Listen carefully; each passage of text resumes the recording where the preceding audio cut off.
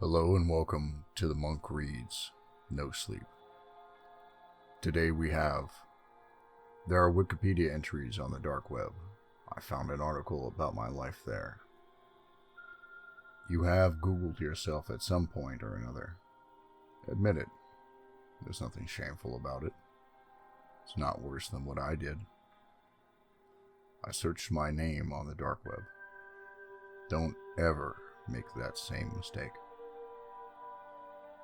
I was 19 years old then. Liv, my girlfriend, and her family were kind enough to let me live in their guest bedroom at the start of that year. They liked the fact that I could fix most of their computer problems. Liv is a great person, and what she saw in a hacker who could never survive long in the 9-to-5 world is beyond me. Their house was in a suburb only a few blocks away from the library and coffee shops with free Wi-Fi. These locations were convenient for my burgeoning career as a digital outlaw. I used those resources until I was able to move out and get a small apartment of my own. After a string of demeaning jobs and abusive bosses, I found financial independence. I did this after I learned how to buy and sell things I shouldn't have with the use of my Tor browser. I engaged in illegal transactions, such as ordering counterfeit money and stolen IDs. I discovered there was a large market for manufactured psychedelics. I often went to the skate park to sell those items off the nethermost landscape of the World Wide Web. Business was good. A young man with years spent in foster care, I sought out activities which gave me a sense of control. A childhood not having any of that will do that to you. The ability to navigate online, to get almost whatever I wanted, afforded me a sense of power. It was all going well until one evening in July. I sat on the second level of a Barnes & Noble's bookstore, in the corner next to a self-help section. I always did my best work there. The place was starting to go under, and I did not have to worry about an influx of patrons. Despite having disguised IP address, I never wanted to risk a raid at home. The items were always shipped to a P.O. box instead of my unit number as well. In retrospect, all of these were flimsy safety measures. They still gave me a sense of comfort, even if that was a tad delusional. I made sure there were not any cameras mounted near where I sat. It was a small space out of the way of the general public. Hiding in plain sight was always my preferred method. I drank strong coffee out of an oversized styrofoam cup. After 15 minutes of searching, I grew bored. I typed in my name, Joshua Wells.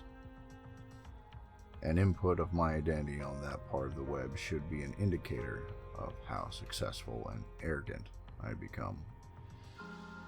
I did not expect Wikipedia to be among the results, but it was the third link down.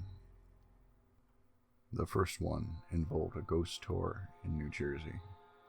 The guide had a similar name. The second was a gore website I was not interested in. While I may have been a thrill seeker, I was not out to consume media which capitalized on hurting others. I clicked on the third article link because of the title. It was about a TV show. It read, The Short Life of Joshua Wells. At first, the title did not startle me, since there were plenty of others with that same name. Recaps of 10 episodes were on the page. The first paragraph illustrated how the series did not continue past season 1. I read the summary of the first episode for the sake of passing time. Episode 1. Joshua's father is a known and feared gang member. His mother is a helpless addict. She attempts to use their own son as a drug mule on a flight from Boston to California. She has hopes of making a profit by dealing narcotics to a major criminal enterprise on landing. The authorities intercept them. Their son goes with CPS. He goes to a safe harbor for kids. The synopsis struck me very close to home. Who wrote or directed the show was not listed, but it did state the air date. The month and year given matched the era when an identical set of circumstances had befallen me. The name of the center I was sent to was even called Safe Harbor. I was too young to remember much, but the facts were precise. I gulped and tried to shrug it off as an unusual coincidence. I read the second episode summary. Episode 2. We follow Joshua on his 15th birthday. He goes to a juvenile detention facility for the first time after he attacks a teacher by throwing a desk at him. Although he missed, the instructor still pressed charges since he did not like the student much. He befriends a troublemaker on the inside named Ian. They escape, but not before a massive brawl with other teens ensues inside the facility. It ends with the two captured. I felt the hair on my arm stand up. It was uncanny to me how similar the events were to my own experiences. A slight dizziness overtook me, but I went on to the third, unable to keep my eyes from skimming. Episode 3. Joshua is free. Joshua decides to break and enter an old man's upper-class home after scouting the place for a few days. His goal is to take the many Rolex watches from the top drawer of the old man's dresser. When he enters the home, Joshua discovers how the owner did not take his vacation cruise trip as planned. The man was asleep in his bedroom until Joshua wakes the victim by accident. Joshua runs away. He gets chased by the homeowner outside, where the elderly male dies of a heart attack in the street. I felt my chest tighten. It was all true, but I had never shared that story with anyone. It was one of the most guilt-ridden memories I had. I read the next two. Episode 4. Joshua has nightmares of the old man crawling out of a ditch and choking him to death. He complains about night terrors to one of his counselors, who recommended a doctor.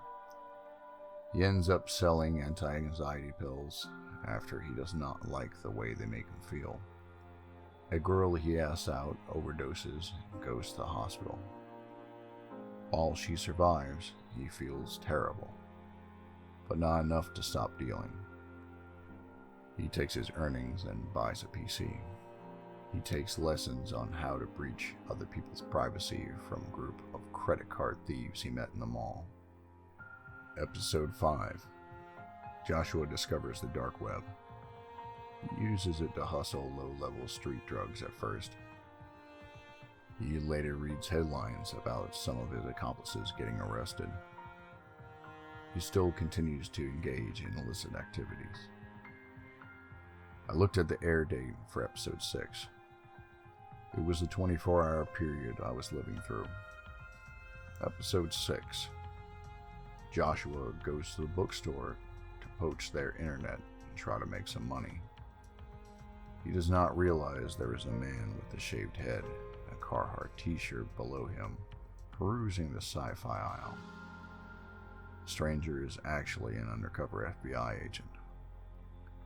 The government worker has a microphone and camera attached beneath his shirt. He is surveying for the perpetrator, even though he has not singled out who he is looking for yet. The arrest commences, where they tackle, punch, and taser Joshua. They place him in handcuffs. My hands shook. I stood, gripped an Eckhart Tolle volume to appear less conspicuous, and opened it. I leaned my head over the railing to stare down at the ground floor below me. The man who matched the description given by the article was there. His shirt was baggy and hid what I knew to be a gun on his hip. He held a paperback in his hands. I pulled out my phone. I pretended to have a conversation with an imaginary business associate about stocks. I folded the laptop with my free hand and went down the escalator. I strolled towards the back where there were stacks of hardcover tomes on history. I found an unsecured door and walked through it. I was in the warehouse. Unopened boxes were stacked around. I did not spot any workers and made a run for the rear entrance. I sprinted down a wide alley between the buildings and rows of motels. I passed an art gallery and liquor store before my heartbeat slowed. Along the way, I found a closed vegan restaurant called Bentley's Eatery. The place was black on the inside, but its neon sign still glowed. A picnic table sat on the lawn out front. I stationed myself there. I opened the laptop again and connected to their free Wi-Fi without issue. I scanned the rest of the chronology. The remaining episodes were all future time periods. I wiped perspiration from my forehead as I read the rundown for the next episode. Episode 7. Labeled a darknet market operator in the media, 3 of 7 charges thrown at him led to convictions. This includes conspiracy to traffic narcotics. He gets out early after he agrees to cooperate with different agencies. He becomes a consultant for cybersecurity awareness and a social engineering expert. Following a keynote speech given out of town, he comes home. His girlfriend, Olivia, and her family have been murdered. My eyes strained, and I felt my breath grow shallower. Episode 8. Joshua navigates her house. Walls had dried blood. Every corner is vandalized. Olivia's throat is slit. Her body is over the couch in the living area. Her parents had socks stuffed into their mouths and deep stab wounds on their stomachs. Joshua calls the police. He's treated as the #1 suspect in the media for days on end. He is finally cleared, but the psychological damage is too much to bear. I pondered the words. Though I was still young, it is true that Liv meant everything to me. Episode 9. Joshua goes to a psychiatric ward. He stares at the padded walls as though they will converse with him. Detectives do visit him in hopes of gleaning some kind of further information. They tell him they know the aftermath of the massacre he stumbled upon was the work of an active serial killer. The murderer has remained unidentified. Episode 10. Joshua leaps out the window. He breaks his ankle. An adrenaline dump allows him to move across the field and onto the nearest highway. He goes out into traffic. A long-haul truck careens around him and takes out a line of vehicles. He goes to the nearest lake, where he weighs down his pockets with stones. He waits until nightfall and walks into the abyss. The last image we see is his hand breaking the surface of the water. The starlight glints on his skin before the fingers submerge below the surface. His last few swallows of water create pockets of bubbles which rise to the top. I absorbed what the rest of my existence would look like. 4 black SUVs pulled up in a circle around me in the parking lot. Men in black suits and the undercover agent from the bookstore ran at me. Even though I did not resist, they still threw me on the ground. They dislocated my shoulder and kicked me in the jaw a handful of times before they cuffed me. I did get time reduced in prison after I agreed to cooperate to catch people like me.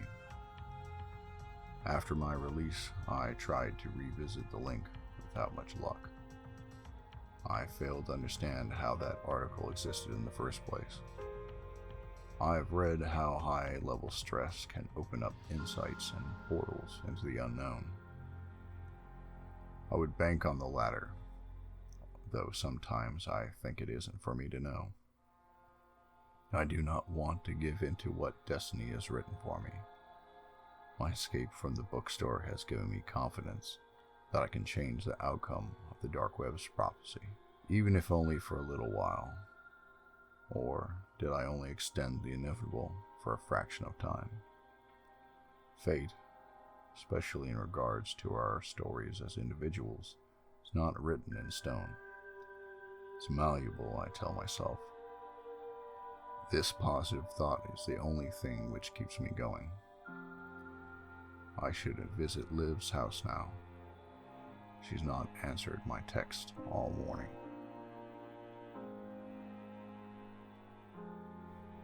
Thank you for listening. All credit for writing goes to Cold Leisure of the website Reddit, of the subreddit r no sleep.